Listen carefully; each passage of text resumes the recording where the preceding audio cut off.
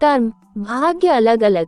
एक बार एक राजा ने विद्वान ज्योतिषियों की सभा बुलाकर प्रश्न किया कि मेरी जन्म पत्रिका के अनुसार मेरा राजा बनने का योग था।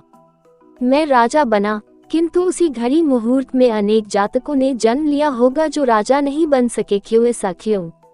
इसका क्या कारण है? राजा के इस प्रश्न से सब निरुत्तर हो गए। अचानक एक वृद्ध खड़े हुए और बोले, महाराज, आपको यहाँ से कुछ दूर घने जंगल में एक महात्मा मिलेंगे, उनसे आपको उत्तर मिल सकता है। राजा ने घोर जंगल में जाकर देखा कि एक महात्मा आग के ढेर के पास बैठकर अंगार गर्मा गर्म कोयला खाने में व्यस्त हैं। राजा ने महात्मा से जैसे ही प्रश्न पूछा, महात्मा ने क्रोधित होकर कहा, तेरे प्रश्न का उत्तर आगे पहाड़ियों के बीच एक और महात्मा है, वे दे सकते हैं। राजा की जिज्ञासा और बढ़ गई। पहाड़ी मार पार कर बड़ी कठिनाइयों से राजा दूसरे महात्मा के पास पहुंचा। राजा हक्का बक्का रह गया। दृश्य ही कुछ ऐसा था, वे महात्मा अपना ही मांस चिमटे से नोच नोच कर खा रहे थे। राजा को महात्मा ने भी डांटते हुए कहा, मैं भूख से बेचैन हूँ, मेरे पास समय नहीं है। आगे आदिवासी गांव में एक बालक जन्म लेने वाला है जो कुछ ही देर तक जिंदा रहेगा। वो बालक तेरे प्रश्न का उत्तर दे सकता है। राजा बड़ा बेचैन हुआ कि बड़ी अजब पहेली बन गया है मेरा प्रश्न। उत्सुकता प्रबल थी। राजा पुनः कठिन मार्ग पार कर उस गांव में पहुंचा। गांव में उस दंपति के घर पहुंचकर उसने सारी बात कही। जैसे ही बच्चा पैदा हुआ, दंपति ने बालक को राजा के सम्मुख उपस्थित किया। राजा को देखते ही बालक हंसते हुए बोलने लगा, राजन, मेरे पास भी समय नहीं है, किंतु अपना उत्तर सुन लो। तुम, मैं और दोनों महात्मा 7 जन्म पहले चारों भाई राजकुमार थे।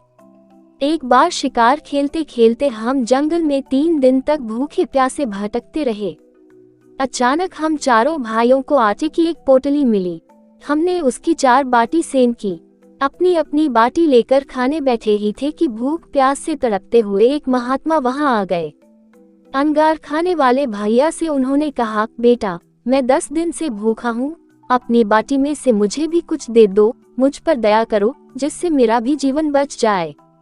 इतना सुनते ही भैया गुस्से से भड़क उठे और बोले, तुम्हें दे दूंगा तो मैं क्या खाऊंगा, चलो भागो यहाँ से। वे महात्मा फिर मांस खाने वाले भैया के निकट आए, उनसे भी अपनी बात कही, किंतु उन भैया ने भी महात्मा से गुस्से में आकर कहा कि बड़ी मुश्किल से प्राप्त ये बाटी तुम्हें दे दूंगा तो क्या मैं अपना मांस नोचकर खाऊंगा। भूख से लाचार वे महात्मा मेरे पास भी आए, मुझसे भी बाटी मांगी, किंतु मैंने भी भूख में धैर्य खोकर कह दिया कि चलो आगे बढ़ो, मैं क्या भूखा मरूं। अंतिम आशा लिए वो महात्मा, हे राजन, आपके पास भी आए, दया की याचना की। दया करते हुए खुशी से आपने अपनी बाटी में से आधी बाटी आदर सहित उन महात्मा को दे दी। बाटी पाकर महात्मा बड़े खुश हुए और बोले, तुम्हारा भविष्य तुम्हारे कर्म और व्यवहार से फलेगा। बालक ने कहा, इस प्रकार उस घटना के आधार पर हम अपना अपना जीवन भोग रहे हैं। और वो बालक मर गया। धरती पर एक समय में अनेकों फल फूल खिलते हैं, किंतु सबके रूप, गुण, आकार, प्रकार, स्वाद भिन्न होते हैं।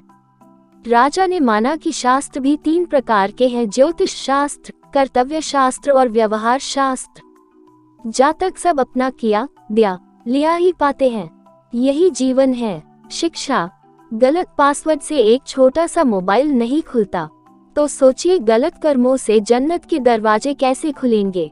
दोस्तों, आपको यह शिक्षाप्रद कहानी कैसी लगी?